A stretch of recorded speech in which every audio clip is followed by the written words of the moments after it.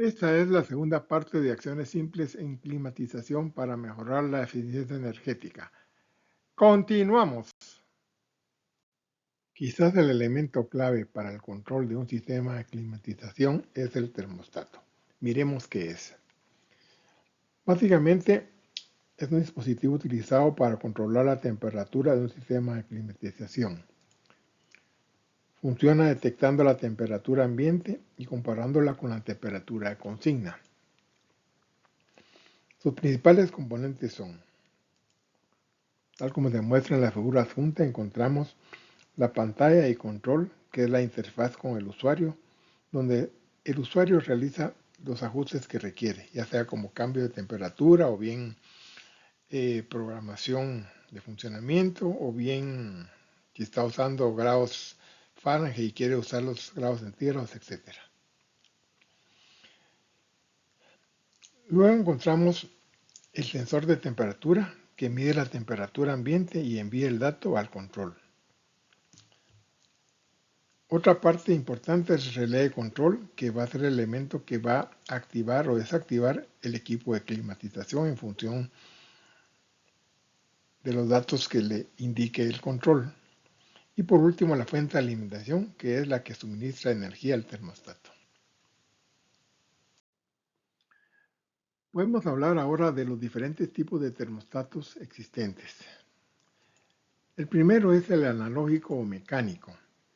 Este tiene un sensor de temperatura que consiste en una pieza bimetal o bien un gas que se expande al cambiar la temperatura.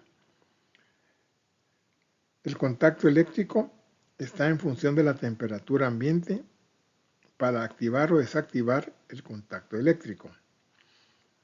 Tiene un interruptor de encendido o apagado según la temperatura y se ajusta a través de una perilla, tal como se muestra en la figura. El siguiente es el digital. Este sensor de temperatura permite monitorizar constantemente la temperatura ambiente. Tiene una pantalla digital o display donde se muestra la temperatura y permite hacer los ajustes correspondientes. Tiene un microprocesador, el cual procesa los datos de la temperatura y controla las operaciones del termostato. Permite programar ajustes a la temperatura a lo largo del día. También tiene mayor precisión y estabilidad que los analógicos y por lo general no va a requerir ajustes. Y da mayor versatilidad que el analógico. Es decir, por ejemplo, permite cambiar fácilmente de grados Fahrenheit a centígrados, etc. El siguiente termostato es el programable. Este permite configurar horarios diferentes de funcionamiento para diferentes horas del día y para varios días. Su temperatura de consigna es variable según los periodos del día. Por ejemplo, se puede programar una temperatura para el día y otra temperatura para la noche.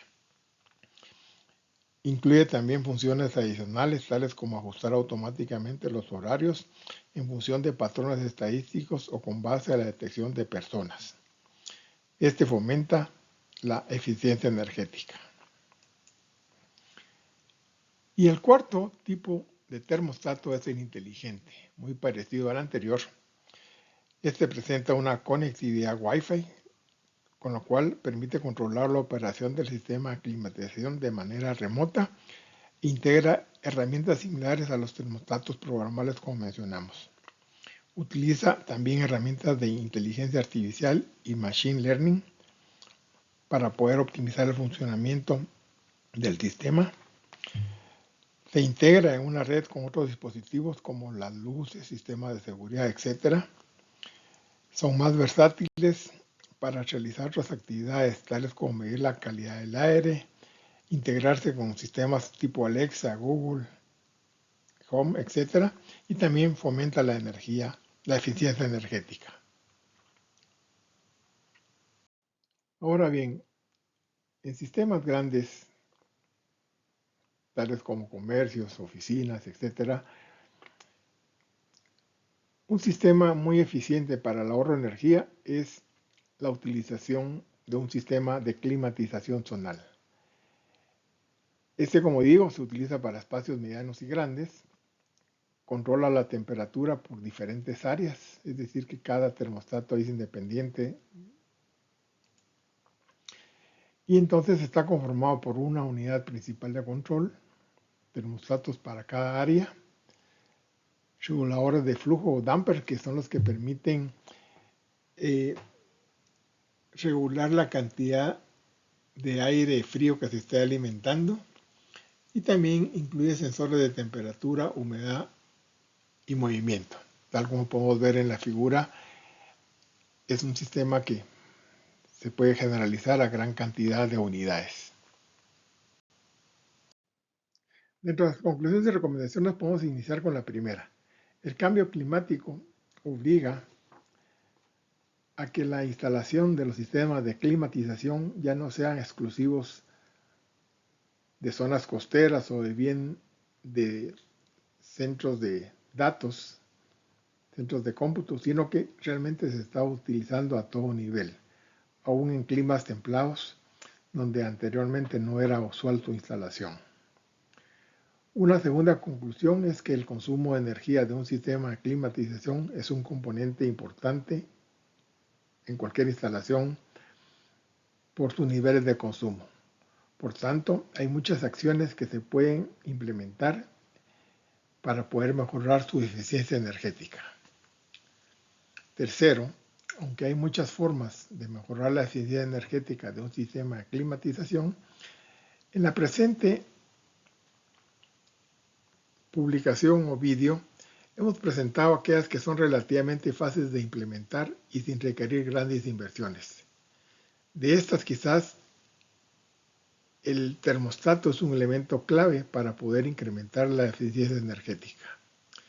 Y cuarto, la climatización por zonas es una muy buena alternativa, utilizando termostatos inteligentes y con sensores de presencia para instalaciones relativamente grandes. Otra conclusión es que el calentamiento global es una realidad. Independientemente de cuál sea la causa que lo ha producido, se requiere tomar medidas para evitar que se produzcan cambios irreversibles en el medio ambiente. Y una de estas medidas es empezar con fomentar la eficiencia energética dentro de las instalaciones, sobre todo instalaciones de climatización. Y por último, a nivel nacional, el transporte terrestre es el principal emisor de CO2. Por tanto, es recomendable cambiar su fuente energética. Aunque no fuese con energía renovable, sino con fuentes tradicionales, las emisiones de CO2 serían menores a las producidas por un transporte de combustión. Es decir, que es importante que se implemente transporte eléctrico en sustitución del transporte a base de combustión interna. Estas son algunas de las fuentes que se consultaron para la realización del presente vídeo. Con esto finalizamos este tema, agradecemos su atención y también los invitamos a emitir sus comentarios y o preguntas al mail que se indica en la presente diapositiva. Gracias.